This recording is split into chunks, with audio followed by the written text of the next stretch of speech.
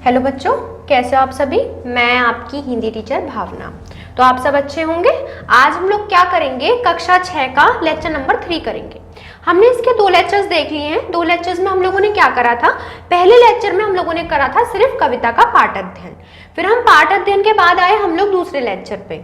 दूसरे लेक्चर में हम लोगों ने क्या करा, हम लोगों ने सारा अभ्यास कार्य करा, लेकिन प्रश्नोत्तर और भाषा शैली को छोड़ दिया।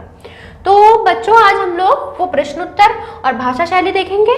मैं आशा करती हूँ आप सबको ये कहानी याद हो गई हो। ये कहानी किसने लिखी थी, ये कहानी लिखी थी किसने, टैगोर ने। कौन से टैगोर ने, रविंद्रनाथ टैगोर ने। उन्होंने जिन्होंने क्या लिखा है, राष्ट्रगान लिखा है और बहुत सारे कार्य किए हैं। तो उन्होंने यह कहानी लिखी है। तो हमने क्या क्या जाना था बच्चों, हमने जाना था कि रविन्द्रनाथ टैगोर ने इस कहानी में किस प्रकार से क्या दिखाया है, एक दयावान दिखाया है कि याचक और दाता बदल भी सकते हैं। किस प्रकार बदल सकते हैं, जैसे कि अंधी भिखारिन ने क्या किया था, उनके बच्चों को दान किया था और उनके बच्चे को दान किया था, पाला पोसा सब कुछ किया और उसके बाद उसे देने का फैसला ले लिया। तो बच्चों, अब हम लोग करते हैं इसमें प्रश्नोत्तर। तो प्रश्नोत्तर के लिए आप सभी अपनी अपनी पाठ्य पुस्तक में पेज नंबर 21 खोल लीजिए और अभ्यास कार्य के नीचे आपको दिया हुआ है का भाग। का भाग में हमारा क्या है, का भाग में हमारे प्रश्न उत्तर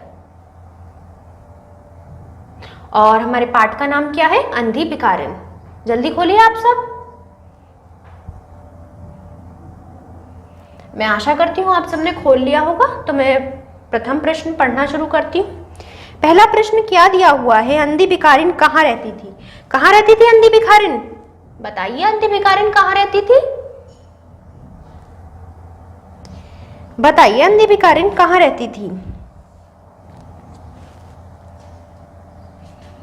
सही, क्या लिखेंगे आप सब लिखेंगे अंधी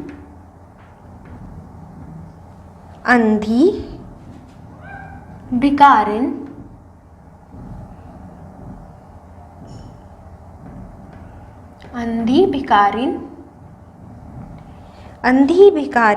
नगर के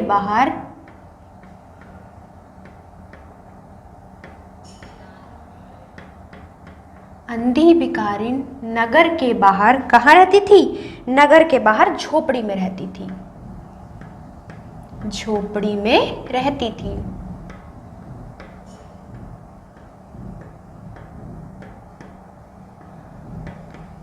तो हमारा प्रश्न क्या था, अंधी भिखारिन कहाँ रहती थी, अंधी भिखारिन नगर के बाहर झोपड़ी में रहती थी। तो बच्चों, हम लोग चलते हैं अब अपने दूसरे प्रश्न की ओर। दूसरा प्रश्न पढ़िए आप सभी। दूसरा प्रश्न क्या दिया हुआ है, अंधी भिखारी अपना गुजर बसर किस तरह करती थी। अंधी भिखारी अपना गुजर बसर किस तरह करती थी, सोचिए। मैंने आपको बताया था किस तरह करती थी, भीख मांग कर करती थी। लेकिन हम उसे किस प्रकार लिख सकते हैं कि हम जो भाषा अच्छी लगे। हाँ, तो आप क्या लिखेंगे, कहाँ रहती थी, कहाँ रहती थी, हमने क्या करा, अंधी भिखारी नगर के बाहर झोपड़ी में रहती थी। ये शब्द हमने अलग लिखे हैं, बाकी सब शब्द आपको कहाँ दिए हुए हैं, आपको प्रश्न में ही दिए हुए हैं। तो इसी प्रकार से अब आप ये देखिए, क्या अंधी भिखारिन अपनी गुजर बसर किस तरह करती थी, किस तरह करती थी, भीख मांग कर। तो ये आपके प्रश्न में है, क्या अंधी भिखारिन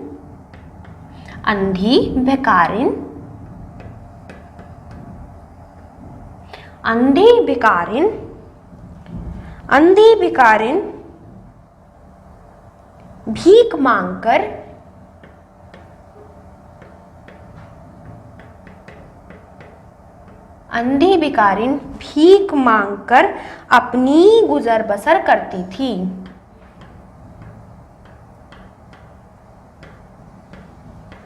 अपनी गुजर बसर करती थी।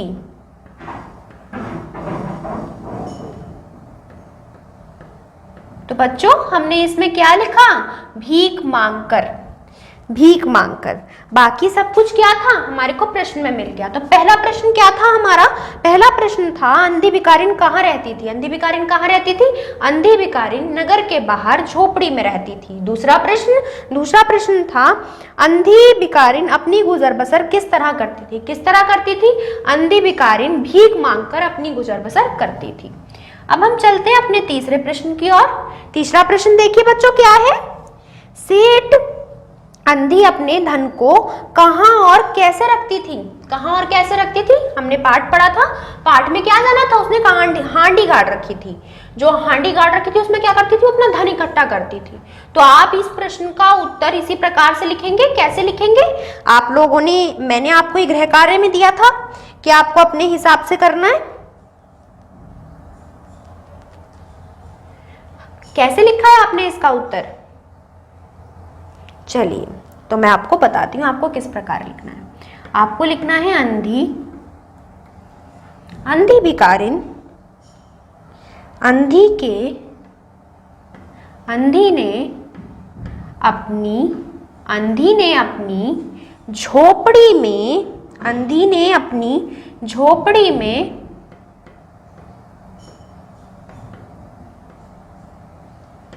ने अपनी झोपड़ी में एक हांडी गाड़ रखी थी।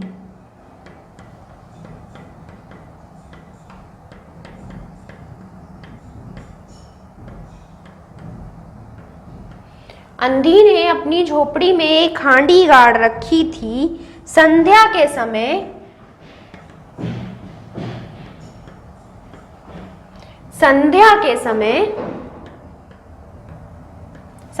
क्या करती थी वह, देखिए संध्या के समय जो कुछ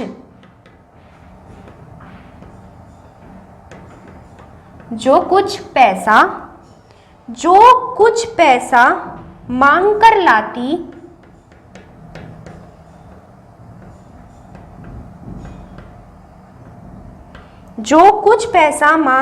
लाती, उसमें डाल देती।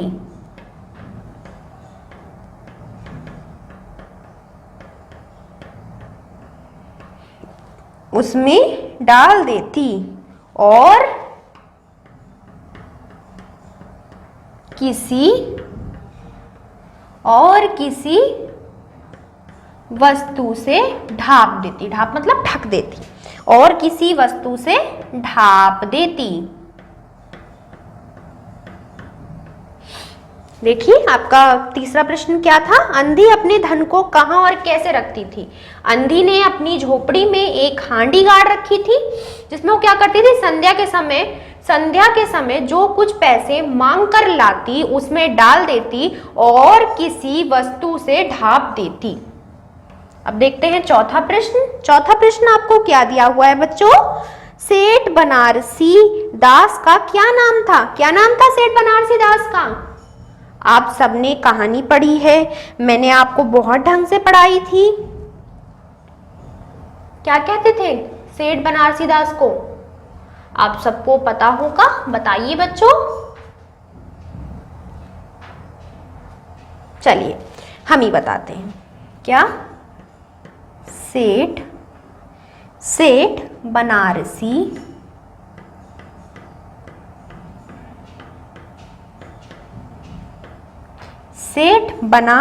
दास इच्छुक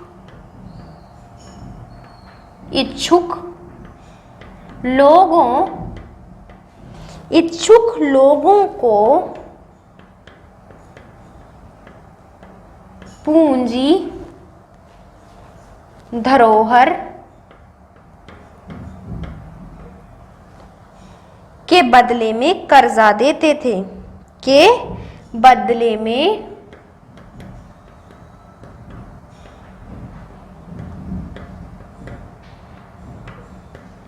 कर्जा देते थे।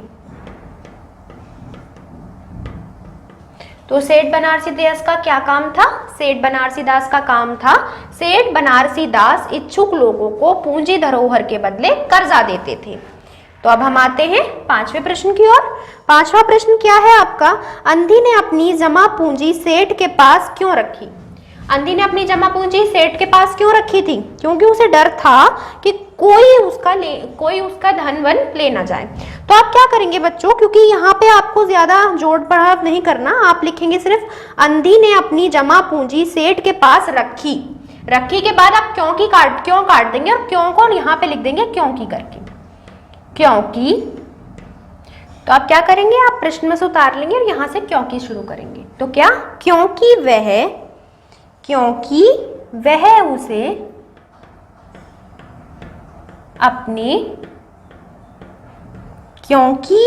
उसे अपने पास रखने से डरती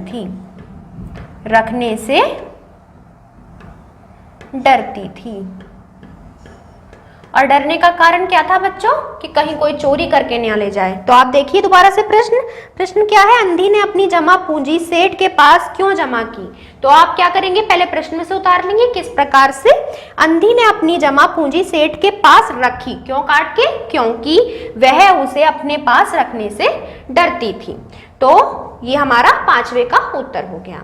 अब हम चलते हैं छठे प्रश्न की ओर। छठा प्रश्न आपको क्या दिया हुआ है, सेठ को कैसे पता चला कि मोहन उनका बेटा है? कैसे पता लगा था बच्चों?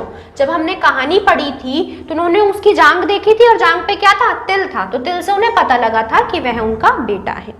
तो अब आप इसका उत्तर किस प्रकार से लिखेंगे? आपने पहले क्या कर रखा होगा, पहले से अभ्यास कार्य मैंने आपको घर से दिए थे तो आपने करा होगा। अगर आपने जिस भी प्रकार से लिखा हो आप मेरे साथ साथ लिख लीजिए। क्या लिखेंगे,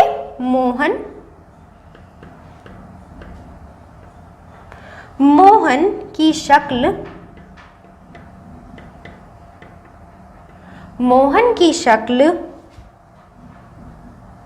सेठ जी के 4 साल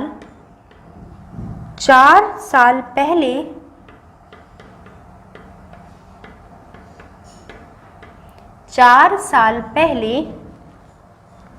मेले में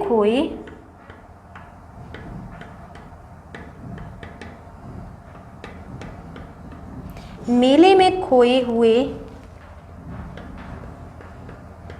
बेटे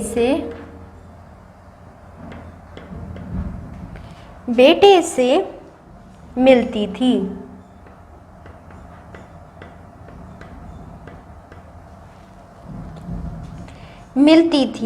तभी उन्हें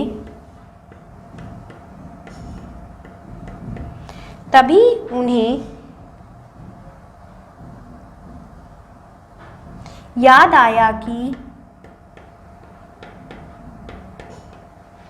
क्या याद आया, उन्हें याद आया कि उनके बेटे की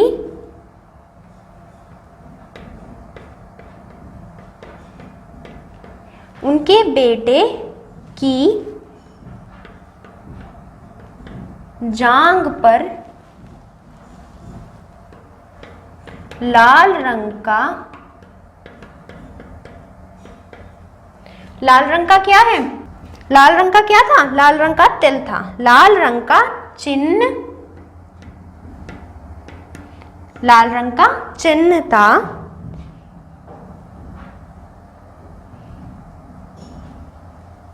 इस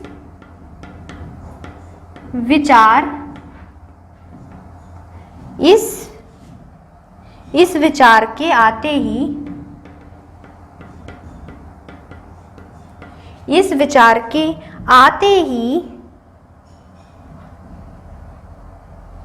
सेठ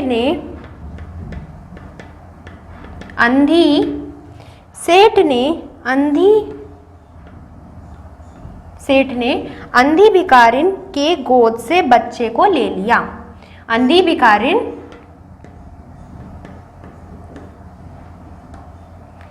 भिखारिन की गोद से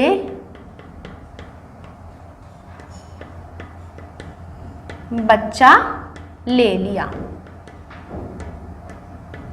तो बच्चों इसका उत्तर क्या है, इसका उत्तर है मोहन की शक्ल सेठ जी के 4 साल पहले मेले में खोए हुए बच्चे से मिलती थी, तभी उन्हें याद आया कि उनके बेटे की जांग ये घ है, जांग पर लाल रंग का चिन्ह था। इस विचार के आते ही सेठ ने अंधी भिखारिन की गोद से बच्चा ले लिया। तो ये हमारा प्रश्न था किसका, सेठ को कैसे पता चला कि मोहन उनका बेटा है। तो हमारा जो पहला प्रश्न था वो क्या था, वो था अंधी भिखारिन कहाँ रहती थी। अंधी भिखारिन कहाँ रहती थी, नगर के बाहर झोपड़ी में। दूसरा क्या था हमारा, अंधी भिखारिन अपनी गुजर बसर किस प्रकार करती थी या किस तरह करती थी, भीख मांगकर। तीसरा क्या है हमारा, अंधी अपने धन को कहाँ और कैसे रखती थी। अंधी ने अपनी झोपड़ी में एक हांडी गाड़ रखी थी। संध्या के समय जो कुछ पैसा मांगकर लाती उसमें डाल देती और किसी वस्तु से ढांप देती। चौथा क्या था हमारा, सेठ बनारसी दास का क्या नाम था, क्या काम था, यानी सेठ बनारसी दास क्या काम करते थे। सेठ बनारसी दास क्या करते थे, इच्छुक लोगों को पूंजी धरोहर के बदले में कर्जा देते थे। पांचवा, अंधी ने अपनी जमा पूंजी सेठ के पास क्यों रखी थी, क्योंकि, तो आप उसी में से लिखेंगे क्या, सेठ अंधी ने अपनी जमा पूंजी सेठ के पास रखी, क्यों काट देंगे, क्योंकि वह उसे अपने पास रखने से डरती थी। छठा, सेठ को कैसे पता चला कि मोहन उनका बेटा है, कैसे पता चला, मोहन की शक्ल सेठ जी के 4 साल पहले मेले में खोए हुए बच्चे से मिलती थी। तभी उन्हें याद आया कि उनके बेटे की जांघ पर लाल रंग का चिन्ह था। इस विचार के आते ही सेठ ने अंधी भिखारिन की गोद से बच्चा ले लिया। और यहाँ पे पूर्ण विराम। तो बच्चों अब हम आगे का बाद में करते हैं, तब तक के लिए आपने, मैं आशा करती हूँ आपने प्रश्न उतार लिए होंगे अपनी अपनी पुस्तकों में, कॉपियों में या फिर, तो अब हम आगे करते हैं। तो बच्चों हम आते हैं अपने 7वें प्रश्न पे। 7वां प्रश्न क्या दिया हुआ है, अंधी भिखारिन को सेठ से क्यों घृणा हो गई। क्योंकि उन्होंने पैसे नहीं दिए और उनके बच्चे का बुखार क्या हो रहा था, बढ़ता चला जा रहा था। हमने 6 प्रश्न कर लिए हैं, अब हम 7वें की ओर चल रहे हैं। तो 7वां हमारा क्या है, अंधी भिखारिन को सेठ से क्यों घृणा हो गई। क्यों घृणा हो गई थी, क्योंकि क्या हुआ था, आप लिखेंगे अंधी भिखारिन को सेठ से क्यों की जगह इसलिए घृणा हो गई। क्यों की जगह आप क्या लिख देंगे, इसलिए, या आपको लिखना है क्यों की जगह, क्या क्यों की जगह लिखेंगे इसलिए घृणा हो गई, फिर यहां से क्यों की। ठीक है बच्चों, मैं कॉमा लगा दे रही हूं जिससे आपको याद रहे कि आपको इससे पहले पूरा वाक्य लिखना है, उसके बाद आप क्यों की शुरू करेंगे। क्यों घृणा हो गई, क्योंकि अंधी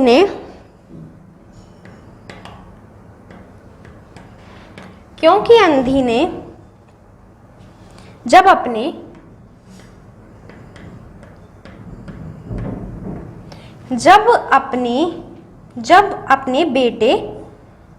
अपने बुखार से तपे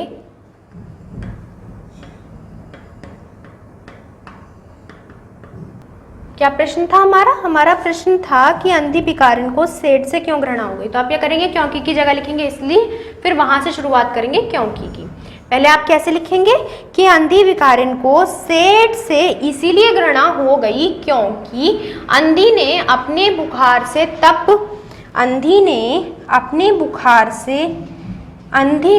जब अपने बुखार से तप रहे बच्चे का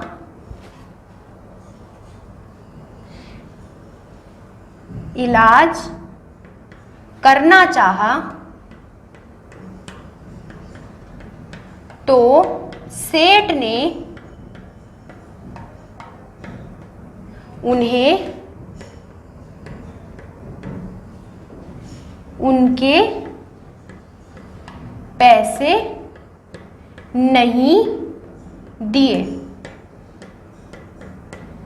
जाहिर सी बात है, अगर कोई व्यक्ति क्या हो अपनी जमा पूंजी इसलिए जोड़े कि वो अगर आने वाले समय में उस पर विपदा आए, वो उसके काम आए, और जब उसे विपदा पड़ी तब उन्होंने पैसे नहीं दिए, तो इसलिए उनसे घृणा हो गई होती ही। अब चलते हैं हम अपने 8वीं की तरफ। पहले से एक बार देख लेते हैं क्या लिखा है हमने कि अंधी भिखारिन को सेठ से इसलिए घृणा हो गई क्योंकि अंधी ने जब अपने बुखार से तप रहे बच्चे का इलाज करना चाहा तो सेठ ने तो सेठ ने उन्हें उनके पैसे नहीं दिए। तो ये घृणा वाली बात तो थी ही। अब देखते हैं 8वां प्रश्न। 8वां प्रश्न क्या है हमारा, सेठ जी ने झोपड़ी में जाकर भिखारिन को क्या प्रार्थना की। क्या प्रार्थना की थी कि अब जब डॉक्टर कोई जड़ी बूटियां काम नहीं आ रही, कुछ नहीं हो रहा, तो उन्हें ये लगा कि शायद भिखारिन उनकी वो ठीक कर सकती है। क्यों? क्योंकि लड़का जैसे ही उसकी आंख खुली उसने क्या बोला, उसने बोला कि मुझे माँ देखनी है। तो आप क्या लिखेंगे इसका लिखेंगे सेठ जी ने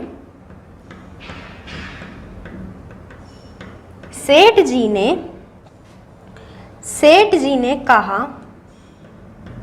सेठ जी ने क्या कहा? सेठ जी ने कहा, अभी हम लोग क्या करेंगे, ये लगाएंगे दो कोमास, वो भी ऊपर की तरफ। क्यों? क्योंकि इससे क्या होता है, इन्हें बोलते हैं इन्वर्टिस कोमास, जिससे बोलते हैं कहा। जब भी कोई लगता है तो हम ऐसे लिखते हैं, कहा। क्या कहा?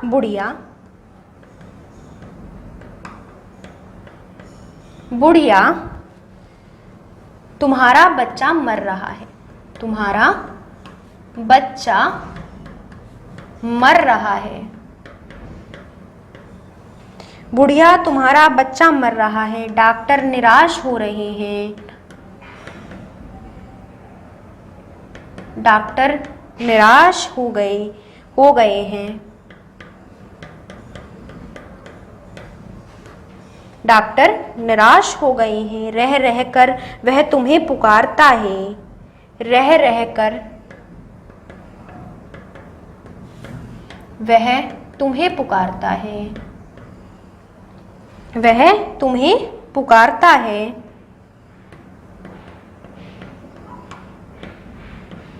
रह रहकर वह तुम्हें पुकारता है। अब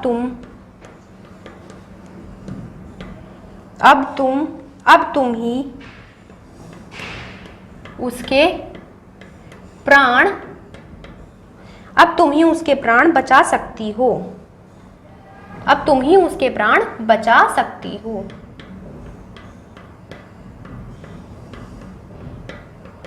अब तुम ही उसके प्राण बचा सकती हो। चलो और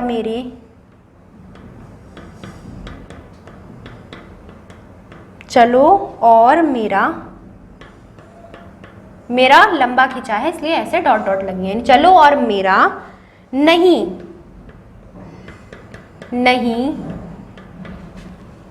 अपने बच्चे की जान बचा लो।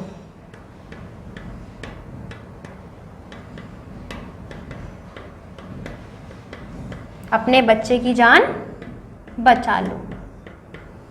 तो क्या था हमारा 8वां प्रश्न? 8वें प्रश्न में यह था कि जब सेठ जी ने झोपड़ी में जाकर भिखारिन से क्या प्रार्थना की। क्या प्रार्थना की? सेठ जी ने कहा, बुढ़िया तुम्हारा बच्चा मर रहा है। डॉक्टर निराश हो गए हैं। रह रहकर वह तुम्हें पुकारता है। अब तुम ही उसके प्राण बचा सकती हो। चलो और मेरा नहीं अपने बच्चे की जान बचा लो। कि वो मेरा नहीं, अब वो तुम्हारा बच्चा है। हमारा अंतिम प्रश्न क्या है, इस कहानी से आपको क्या शिक्षा मिलती है? क्या शिक्षा मिलती है इस कहानी से हमें? तो हम लिखेंगे क्या, इस कहानी से हमको, आपको नहीं हमको, यानी हम सबको मिलती है। हमको यह शिक्षा मिलती है। क्या की जगह आप क्या लिखेंगे? यह लिखेंगे क्या की जगह, और उसके बाद मैं बता रही हूं। यह शिक्षा मिलती है की। क्या शिक्षा मिलती है हमें? कि हमें मुश्किल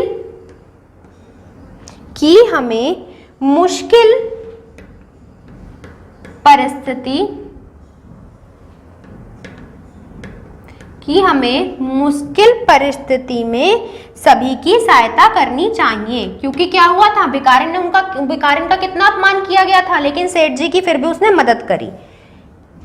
कि हमें मुश्किल परिस्थिति में सभी की सहायता करनी चाहिए।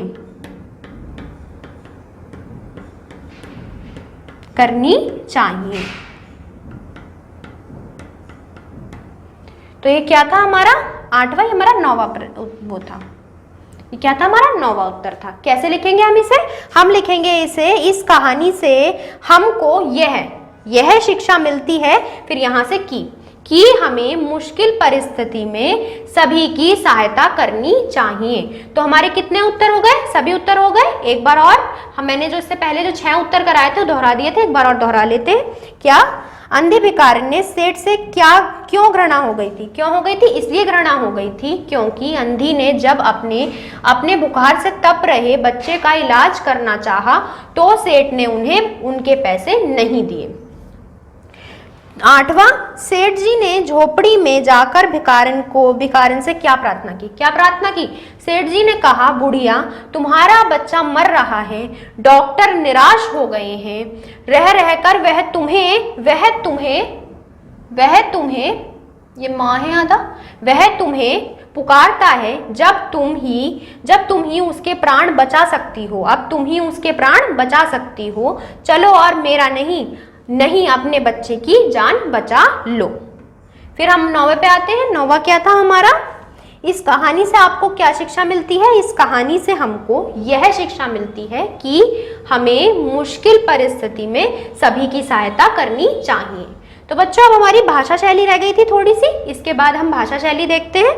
भाषा शैली में आपका क्या दिया हुआ है? उन्होंने दे रखे क्या? शुद्ध करिए, शुद्ध कीजिए। कि आपको कुछ शब्द दिए हुए हैं, उनमें आपको गलती बतानी है क्या है। आप भाषा शैली में आइए, का भाग दिया हुआ है, शुद्ध कीजिए वाक्यों को। चलिए मैं पहला वाक्य पढ़ती हूँ। अंधी कैसे लिखा हुआ है? ड बना रखा। और अंधी कैसे लिखा जाता है? ऐसे। तो आप क्या करेंगे? अंधी को अंडरलाइन कर देंगे। अंधी आपको दुआएं देती थी, तो इसमें गलती हमें क्या मिल गई? अंधी। तो अंधी गलत लिखा है, आप सब सही करके लिख लीजिए डैश करके। फिर अंधी उनको दुआएं देती थी, बाकी सब ठीक है तो उसे ऐसे ही छोड़ दीजिए। दूसरा देखते हैं। अंधी की झोपड़ी नगर के बाहर थी। तो देखिए अंधी में इन्होंने फिर से क्या करा? आधा ने ऐसे बना दिया और ऐसे चढ़ा हुआ है। अंधी की झोपड़ी नगर के बाहर थी, बाकी सब क्या है? सही है, तो उसे ऐसे ही छोड़ दीजिए। तीसरे पर आते हैं। यह कोई असाधारण घटना ना थी। यह कोई असाधारण घटना ना थी। साधारण इन्होंने कैसे लिख रखा है? असाधारण इन्होंने गलत लिख रखा है। कैसे लिख रखा है? ऐसे लिखा जाता है, मैं आपको बता देती हूँ। असाधारण इस प्रकार लिखा जाता है, इन्होंने गलत लिख रखा है, आप डैश करके ऐसे लिख लीजिए। असाधारण इन्होंने गलत लिख रखा है, इन्होंने लिखा है असाधारण, तो गलत है। अब आप देखिए चौथा। हर रोज भीख मांगना अंधी की दिनचर्या थी। दिनचर्या क्या कर रखा है? इन्होंने गलत कर रखा है। क्यों? क्योंकि दिनचर्या पे र की मात्रा ऊपर पड़ेगी। कैसे? दिनचर्या ऐसे, तो इनका दिनचर्या भी गलत है, तो आप इसे सही कर लीजिए। अब देखते हैं हम अगला क्या है हमारा? 2 बरस भूख के साथ बीत गए। बरस ऐसे होता है? नहीं, वर्ष होता है। तो वर्ष कैसे लिखते हैं? वर्ष, ये ऐसे होगा। तो बच्चों हमारे गलती हमने पकड़ ली वाक्यों में। एक बार और देखते हैं। पहले में आएगा आपका अंधी। अंधी गलत लिख रखा है, ऐसे लिख लीजिए आप, जैसे आपको इसे यहाँ पे दिखा रखा है। दूसरे में भी अंधी है, तीसरे में असाधारण, ऐसे लिखेंगे। और चौथे में क्या है आपका? चौथे में है आपका दिनचर्या ऐसे लिखेंगे। और फिर 5वें में है आपका बरस ऐसे लिखेंगे। तो बच्चों भाषा शैली में हम लोग सिर्फ इतना ही देखेंगे। इसके बाद जो बच गया है वो आप स्वयं करेंगे भाषा शैली को, और बाकी जो हमारे प्रश्न उत्तर है मैंने करा दिए हैं। और हमारे इसकी तीसरी लेक्चर श्रेणी है ये, तो 2 हो चुकी हैं। 2 में मैंने आपको क्या करा है? अभ्यास कार्य करा दिया था पूरा। तो तब तक के लिए आप सब खुश रहिए और गृह कार्य अच्छे से करिए। Bye bye, take care.